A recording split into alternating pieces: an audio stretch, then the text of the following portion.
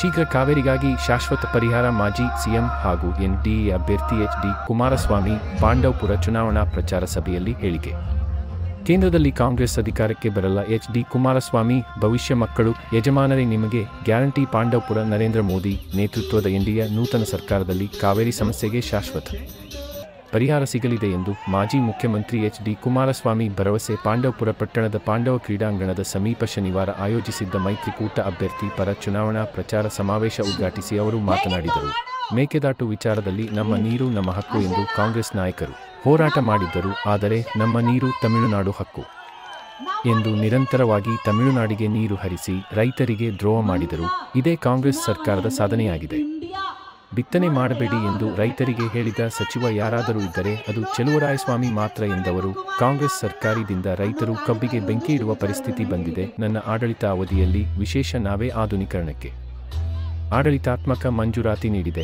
ಜಿಲ್ಲೆಯ ರೈತರ 750 ಕೋಟಿ ಸಾಲ ಮನ್ನಾ ಮಾಡಿದೆ. 1991ರಲ್ಲಿ ಕಾವೇರಿ ನ್ಯಾಯ ಮಂಡಳಿ ರಚನೆ ವಿರುದ್ಧ ದೇವೇಗೌಡರ ಹೋರಾಟಕ್ಕೆ ಕರೆ ಕೊಟ್ಟಾಗ ಸಿನಿಮಾ ನೀಡಿದೆ. ಮುಖ್ಯಮಂತ್ರಿ ಸಿದ್ದರಾಮಯ್ಯ, ಡಿಸಿಎಂ ಡಿ.ಕೆ. ಶಿವಕುಮಾರ ಮಂಡ್ಯ ಜಿಲ್ಲೆಗೆ ಕುಮಾರಸ್ವಾಮಿ ಕೊಡುಗೆ ಏನು ಎಂದು ಏಕವಚನದಲ್ಲಿ ಮಾತನಾಡುತ್ತಾರೆ. ನಾನು ಏನು ಮಾಡಿದ್ದೇನೆ ಎಂಬುದು ಜಿಲ್ಲೆಯ ಜನತೆಗೆ ಗೊತ್ತಿದೆ ಎಂದು ಕಾರಣವಾಗಿ ಹೇಳಿದರು. ಜಿಲ್ಲೆಯ ಜನರು ಮುಗ್ಧರು. ಮಂಡ್ಯ ಜಿಲ್ಲೆಯ ಜನರು ಮುಗ್ಧರು. ಪ್ರೀತಿ ಕೊಟ್ಟರೆ ಪ್ರೀತಿ ತೋರಿಸಿದ್ದಾರೆ. ನಾನು ಜನರನ್ನು ದೇವರಂತೆ ಕಾಣುತ್ತೇನೆ ಎಂದರು.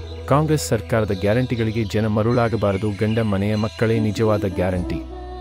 ಕೇಂದ್ರದಲ್ಲಿ ಅಧಿಕಾರಕ್ಕೆ ಬಂದರೆ ಮಹಿಳೆಯರಿಗೆ ಯುವಕರಿಗೆ 1 ಲಕ್ಷ ಕೊಡ್ತೀನಿ ಅಂತಾರೆ. ಇದಕ್ಕೆ ರೂ. 40 ಲಕ್ಷ ಕೋಟಿ ಬೇಕು. ಕೇಂದ್ರದ ಬಜೆಟ್ ಇರುವುದೇ 47 ಲಕ್ಷ ಅಭಿವೃದ್ಧಿ ಕೆಲಸಕ್ಕೆ. ಎಲ್ಲಿಂದ ಅನಾಥರು? ಈಗಾಗಲೇ ಖಜಾನೆ ಖಾಲಿಯಾಗಿದೆ.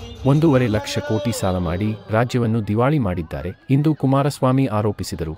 ಜಿಲ್ಲೆಯಲ್ಲಿ ನಿತ್ಯವೂ ಹಣದ ಸಮಾರಾಧನೆ ನಡೆಯುತ್ತಿದೆ. ನಾವು ನಮ್ಮ ಮನೆಗೆ ಶ್ರೀಮಂತರನ್ನು ಎಂದು ಬಿಟ್ಟುಕೊಂಡಿಲ್ಲ. ಬೆಳಿಗ್ಗೆ ಆದ ತಕ್ಷಣ ನಾನು ಮುಖ ನೋಡೋದು ಬಡವರನ್ನ. ಹಣದ ಮದದಿಂದ ಈ ಕುಮಾರಸ್ವಾಮಿ ಮುಗಿಸಲು ಪ್ರಯತ್ನ ಮಾಡುತ್ತಿದ್ದಾರೆ. ಈ ಮಂಡ್ಯದ ಜನ ಹಣಕ್ಕೆ ಯಾವತ್ತೂ ಬೆಲೆ ಕೊಟ್ಟಿಲ್ಲ. ನನ್ನ ಆಸ್ತಿ ರೈತರು ಮತ್ತು ನೀವು. ನಾನು ಹೆಸರಿಗೆ ಮಾತ್ರ ಅಭ್ಯರ್ಥಿ. ಇವತ್ತು ಪುಟ್ಟರಾಜಣ್ಣ ನೇತೃತ್ವದಲ್ಲಿ ಈ ಚುನಾವಣೆ ನಡೆಯಲಿದೆ. ನನ್ನ ಸೋಲು ಗೆಲುವು ಈ ಜಿಲ್ಲೆಯ ಪುಣ್ಯಾತ್ಮ ತಂದೆ ತಾಯಿಂದಿರೆ ಕೈಯಲ್ಲಿದೆ. ನಿಮ್ಮ ಬದುಕನ್ನು ಒಳ್ಳೆಯ ರೀತಿ ತೆಗೆದುಕೊಂಡು ಹೋಗಲಿಕ್ಕೆ ಇಲ್ಲಿಂದಲೇ ಒಂದು ಸಂದೇಶ ಕೊಡಿ. ನಿಮ್ಮ ದುಡಿಮೆ ಸಮದಿಂದ 5 ಲಕ್ಷಕ್ಕೂ ಹೆಚ್ಚು ಮತಗಳಿಂದ ಆಶೀರ್ವಾದ ಮಾಡಿ ಎಂದು ಕುಮಾರಸ್ವಾಮಿ ಮನವಿ ಮಾಡಿದರು. ಶೋಕಿ ಮಾಡಲು ಸಂಸತ್ ಪ್ರವೇಶ ಬೇಡ. ಮಾಜಿ ಸಚಿವ ಸಿ.ಎಸ್. ಪುಟ್ಟರಾಜು ಮಾತನಾಡಿ, ಕಾವೇರಿ ಸಮಸ್ಯೆಗೆ ಶಾಶ್ವತ ಪರಿಹಾರ ಹಾಗೂ ಮೇಕೆದಾಟು ಯೋಜನೆ ಅನುಷ್ಠಾನಕ್ಕಾಗಿ ಮಾಜಿ ಸಿಎಂ ಕುಮಾರಸ್ವಾಮಿ ಮಂಡ್ಯ ಕ್ಷೇತ್ರದ ಅಭ್ಯರ್ಥಿಯಾಗಿದ್ದಾರೆ.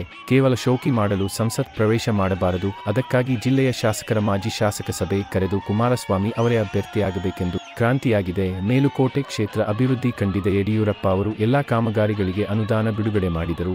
ಆದರೆ ಈಗ ಜಿಲ್ಲೆಯ ಹಣವಂತ ಮತ್ತು ಹೃದಯವಂತರ ನಡುವೆ ಚುನಾವಣೆ ನಡೆದಿದೆ. ದೇಶಕ್ಕೆ ಮೋದಿ ಪ್ರಧಾನಿಯಾಗುವುದು ಹಾಗೂ ಜಿಲ್ಲೆಯಿಂದ ಕುಮಾರಸ್ವಾಮಿ ಗೆಲ್ಲುವುದು ಯಾರಿಂದಲೂ ತಡೆಯಲು ಸಾಧ್ಯವಿಲ್ಲ ಎಂದರು.